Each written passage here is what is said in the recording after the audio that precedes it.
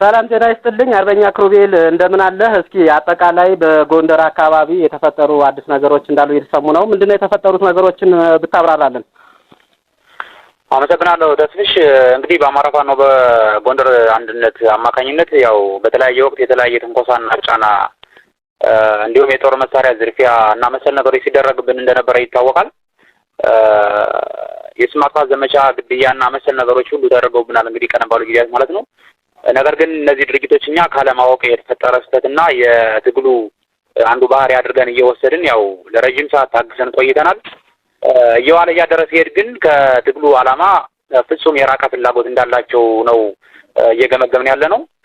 እኛ እንደ ጠቅላይ ግዛት ህዝብ ፍላጎታቸው ምንድነው ብለን ለማጥናትና ለመገምገም ሁሉ ሞክረናል። በተለያየ መድረክ ያንጸባረቋቸውን ሀሳቦች አንስተን ገምግመንም ተወያይተናል፣ እንደ ጠቅላይ ህዝብ ማለት ነው። በተለያየ ቀጠና የሚያደርጓቸውን እንቅስቃሴዎች ጭምር ሳይቀር ገምግመናል። እንዲሁም ለሚፈጠሩ ችግሮች በየጊዜው የሚሰጧቸውን ምላሾች ጭምር ወደ ኋላ ተመልሰን ለማየትና ለመገምገም ጥረት አድርገናል። ነገር ግን ሁሉም ድርጊቶች እጅግ በጣም ሲበዛ ገፊና ከትግሉ ዓላማ አንጻር እጅግ በጣም ተጻራሪ ሆነው ነው ያገኘናቸው። እነሱም ደጋፊዎቻቸውም በተለያየ መድረክ ያንጸባረቋቸውን ሀሳቦች በሙሉ የሚያመላክቱት ከነሱ አስተላለፍ ውጭ የሆነን ኃይል በኃይል የማስገበር ዓላማ ይዘው እየተንቀሳቀሱ እንዳሉ ነው። ከነሱ ቅፍ ውጭ የሆነን ኃይል እውቅና መስጠት አይፈልጉም። እንደ ምሳሌ ብናነሳ ምድር ላይ በሌለ ሀቅ 80% የሚሆነውን የጎንደር ኃይል ወደ አንድ ጠቅልለነዋል፣ በእኛ አደረጃጀት ውስጥ ገብቷል የሚል ሀሳብ ሲያነሱ እናስታውሳለን። እንግዲህ ይህ ሀሳብ ሌላ አደረጃጀት እንደሌለ መካድ ነው። በዚህ በአማራ ፋኖ ጎንደር ጠቅላይ ግዛት እዝ ላይ እነ ራስ አርበኛ ደረጀ በላይ፣ እነ አርበኛ ከፍያለው ደሴ፣ እነ አርበኛ ሰለሞን አጠና፣ እነ አርበኛ ተሾመ አበባው፣ እነ አርበኛ ጸዳሉ ደሴ፣ እነ አርበኛ አበበ መልኬ፣ እነ አርበኛ መለሰ ተሾመ፣ እነ አርበኛ ወዳጅ አስፈው፣ ሌሎችም አርበኞች እንዲሁም ምሁራኖችን ማንሳት ይቻላል። በጣም ብዙ ምሁራኖች ያሉበት ስብስብ ነው።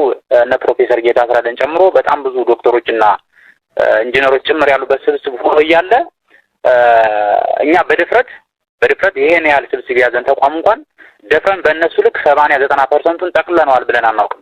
ይህን የማንለው እኛ የተሻለ ሀቅ ስለሌለን አይደለም። ነገር ግን ለትግሉ ስለማይጠቅምና እውነቱን ህዝብ ስለሚያውቀው ለህዝብ መንገር ብዙም ጥቅሙ ስላልታየን ነበር እስካሁን ድረስ ዝም ለምናየውና በዚህ ልክ ግን ህልውናን መካድ በዚህ ልክ 80% ጠቅልለነዋል እያሉ በተለያየ ወቅት በመድረክ እየወጡ መናገር ህልውናን መካድና ህልውናን የማጥፋት ቅድመ ዝግጅት ነበረ። የቀጠናውን አንድነት ለማምጣት እኛ እንደ ጠቅላይ ኮሚቴ አዋቅረን ስንለምን ሳይቀር ሁሉ አሁን ላይ ሌላ ቀዳሚ ስራ አለብን ነው ያሉን፣ ቃል በቃል ማለት ነው። ይሄን ሲሉን ቀዳሚ ስራው በኃይል ማስገበር ነው ማለት ነውና በተለያየ ቀጠና የሚያደርጓቸውን እንቅስቃሴዎች ጭምር ሳይቀር እኛ ጎብኝተናል፣ ታዝበናል፣ ገምግመናል። ወደኋላ ተመልሰን እጅግ በጣም ሲበዛ አስቀያሚ ተመሳሳይ ዓላማ ካነገበ ታጋይ የማይጠበቅ ገፊና አጥፊ እንቅስቃሴ ነው ሲያደርጉ የቆዩት። በዚህ ሂደት አመራሮችን ገለውብናል። ቀደም ሲል በማህበራዊ ሚዲያ ሲንቀሳቀስ የነበረ አንድ የግድያ ትዕዛዝ ያለው የድምጽ ቅጂ ነበረ። እሱን እናስታውሳለን። እንዲህ ማንም ሰው ሲከታተለው ስለነበር ማለት ነው። በዛ ቅጂ መሰረት በቀጥታ በተሰጠ ትዕዛዝ አመራሮችን ተገለውብናል። የአማራ ፋኖ ጎንደር ጠቅላይ ግዛት እዝ አመራሮች የሆኑ ማለት ነው።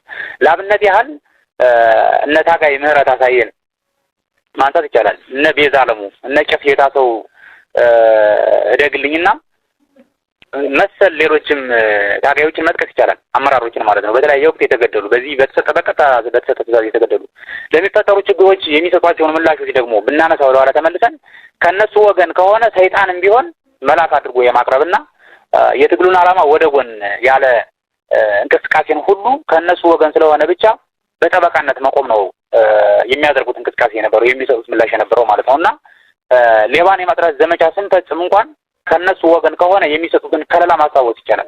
ይሄ ቀደም ባሉ ጊዜ ስላየ ነው ማለት ነው። ይሄም ከህዝብ የተደበቀ ሀቅ አይደለም። በአንድም በሌላም ህዝቡ ያውቀዋል እያልን እየታገስን ቆይተናል። የባሰው ነገር ግን የመጣው ዘግይቶ ነው። ከወጣንበት ዓላማ አንጻር የተሳረረ ግንኙነት በማድረግ የጠላትን ዓላማ ይዘው የወገን ጦር ላይ በቀጥታ እየዘመቱ ነው የሚገኙት በአሁኑ ሰዓት ማለት ነው። ቀደም ሲል በአንድነቱ የህዝብ ግንኙነት አማካኝነት ያስነገሩት አንድ ቅስቀሳ ነበር። ምንድነው? ቀጥታ ከሶስተኛ ወገን የመጣ ትዕዛዝ ነውና ማብራሪያው ሲሰጥ ምንድነው የንግግሩ ይዘት ወልቃይት ላይ ጦርነት ማስነሳት ነበር። ዓላማው ወልቃይት ላይ ጦርነት በማስነሳት በግርግር ርስታችን እንግዲህ የአማራ ህዝብ ከሚታገልለት የትግሉ መነሻ መሰረትን ከሆኑት ጭምር ብሎ በድፍረት መናገር ይቻላልና እርስቶቻችን ጭምር ናቸው ዋና መታገያ እንትኖቻችንና ይሄን አሳልፎ ለመስጠት የተደረገ ቅስቀሳ ነበር። እኛ በዛን ወቅት ማብራሪያ እንበለው መግለጫ በተሰጠበት ወቅት ማለት ነው ያለ ማወቅ ነው ብለን አልፈነው ነበር። ከተሞኑ ንግግር የተረዳ ነው ግን ደረጃ በደረጃ ማለማመድ የፈለጉት አንድ ነገር እንደነበር ነው። ሰሞኑን እናስታውሳለን። አንድ ከነሱ ወገን ነን ያለ ግለሰብ ቃል በቃል ከአማራ ሕዝብ ታሪካዊ ጠላት ጋር እንደሚሰሩ እንቀጩን ነግሮ ነበር። በዛ መሰረት ዛሬ ደግሞ በስምምነታቸው መሰረት ማለት ነው በደቡብ ጎንደር በኩል ከሁለት ቀደም ብሎ ማለት ነው በሎጂስቲክ ሰበብ ያስገቡትን የጠላት ኃይል ተጠቅመው የጠቅላይ ግዛት እዙ አካል ናቸው ያሏቸውን የጄኔራል ነጋ ተገኝ ክፍለ ጦር አካል የሆኑ ወደ 20 ያክል የሚሆኑ ሰራዊትና አመራሮችን ትጥቅ አስወርደው አስረው ይገኛሉ። እንግዲህ በህይወት ነው ያሉ ወይስ ሌላ ነገር ተፈጥሯል? ለጊዜው የምናውቀው ነገር የለም። ታጋዮች እንዲለቀቁ እኛ ተደጋጋሚ ልመናና ምልጃ ልቀንባቸዋል። ነገር ግን ምልጃውና ልመናውን ወደ ጎን በማለት ይባስ ብለው ከበባ እየፈጸሙ ነው የሚገኙት። በተለይ በቀጠናው የሚገኘውን በኮር 204 ዋና አዛዥ የሚመራውን ጄኔራል ነጋ ተገኝ ክፍለ ጦር ለማጥፋት ሰፊ ዝግጅት ተደርጎ በአሁኑ ሰዓት ቀጥተኛ ውጊያ ከፍተውበት ነው የሚገኙት። ምንም እንኳን መስሎን ለተመሳሳይ ዓላማ የወጣን ታጋዮች ነን በማለት ማለት ነው እኛ ብዙ ጥቃቶችን በወደ ሰፊነት የታገሱ ቢሆንም አሁን ላይ የሚያደርጉት ግን የተቋምንና የግልን ህልውና ጭምር የሚፈታተን ድርጊት በመሆኑ ይሄን አለመከላከል አንችልም። ተፈጥሯዊ መብትም ጭምር ስለሆነ ማለት ነው። በመሆኑም መላው የትግሉ ደጋፊ በሙሉ እንዲያውቅልን የምንፈልገው ሀቅ እየተዋጋን ያለ ነውና የምንከላከለው የጠላትን አጀንዳ ተሸካሚ ታጋይነን ባዮች መሆኑ ነው። ስለዚህ ሰራዊታችን ቀደም ብዬ እንደጠቀስኩት ራሱን የመከላከል ተፈጥሯዊ መብት አለው። ስለዚህ በሚወስደው ራሱን የመከላከል ተፈጥሯዊ እርምጃ ለሚደርሰው ኪሳራ የአማራ ፋኖ ጎንደር ጠቅላይ ግዛት ኃላፊነቱን እንደማይወስድ ግን ማሳወቅ እንፈልጋለን።